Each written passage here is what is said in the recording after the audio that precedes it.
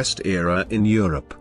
Reversing the breakup of the Soviet Union and restoring the Russian Empire have now become an obsession for the Kremlin. There are three things central to understanding what motivates Russia, and how Vladimir Putin's government works.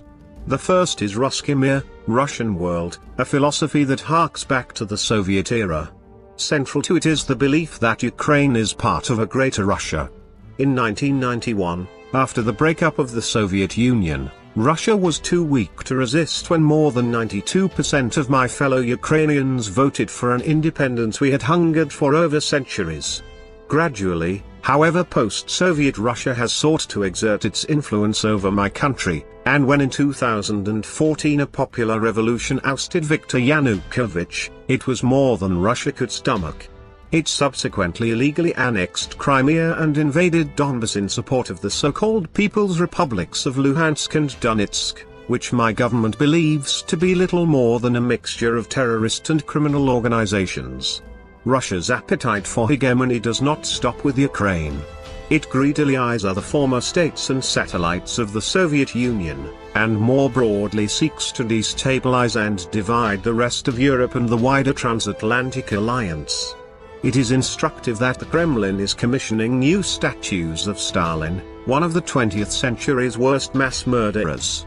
Second, hybrid warfare is a term that will be unfamiliar to most. It was developed and brought to new heights by the Kremlin, and unveiled to the world with the annexation of Crimea and the invasion of the east of my country.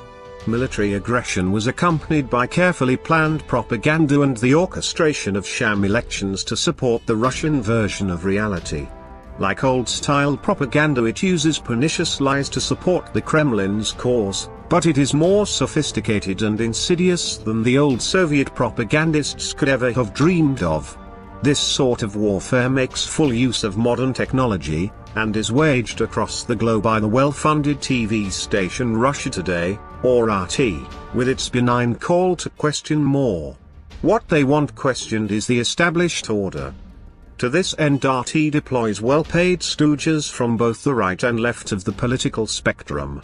They do not carry a coherent Russian narrative, they simply seek to undermine that of the West. Hybrid warfare goes further than TV and the internet. From the top of the Kremlin to thousands